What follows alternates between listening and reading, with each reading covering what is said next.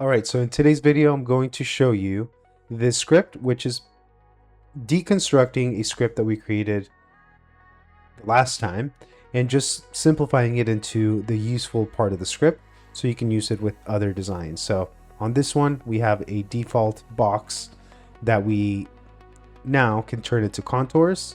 You're going to have the bottom one to be a solid and the top one to be a solid as well. On this one, I have it as glass, but obviously you can, make it match the entire, the other contours. So that is what I'll be sharing with you today. It's going to be a fairly quick video, but if you don't want to go through the whole video, you can download the script and use it for yourself or see how it was created. So with that being said, thank you very much for being here and let's jump right into it. All right, so check this out. Last video, we created a end table, and this was the overall design. It is a ellipse that is twisted, then we did contours, then we created the offset for the inside and the tabletop. Now what I did here was I deconstructed all of this because we have first the design portion, then we have the contours portion, then we have the fabrication, and I broke it up into the script here only into the contours portion and the tabletop. So now what we can do here is create any shape if we want to.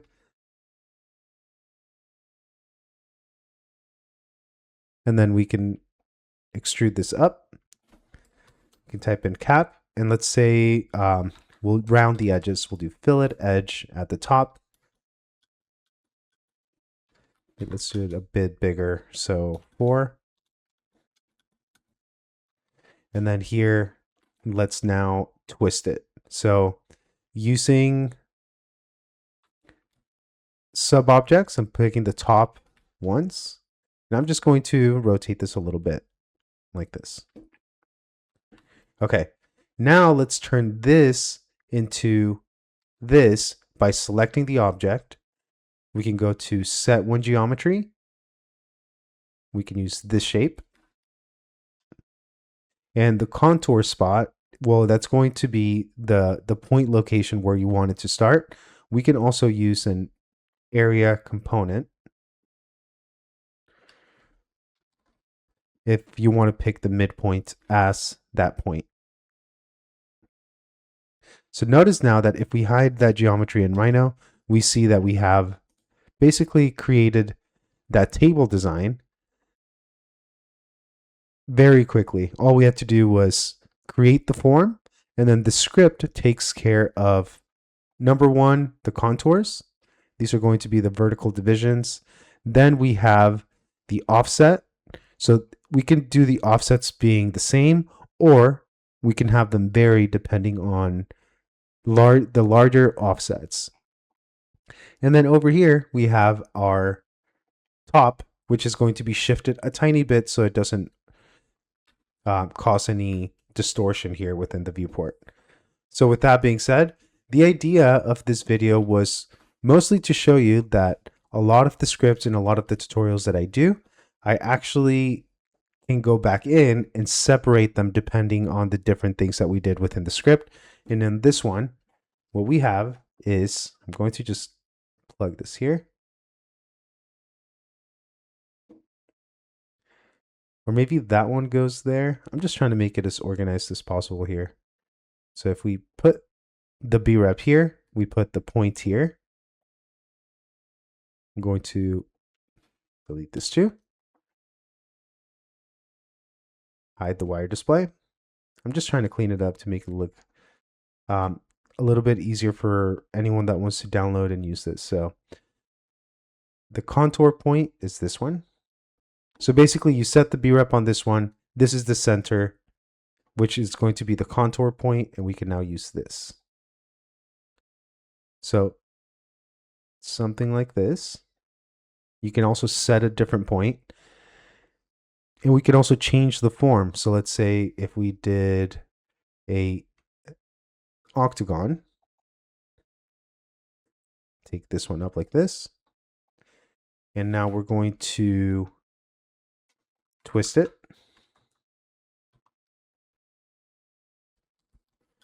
twist, select the object, this object, from here to here. Just going to twist it a tiny bit, like this.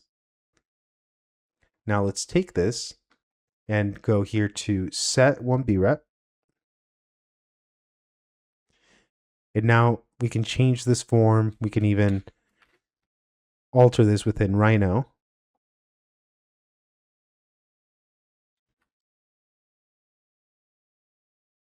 And then hide it.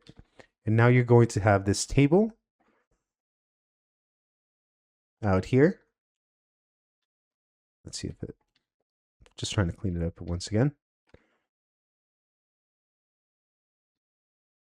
Perfect.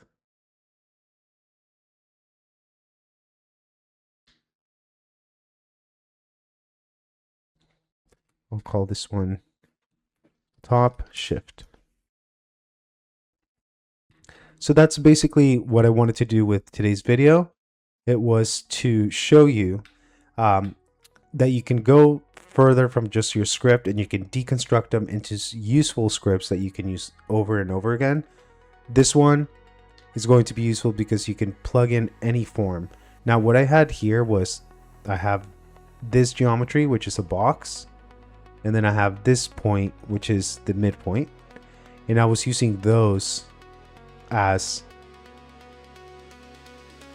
the geometry and this point.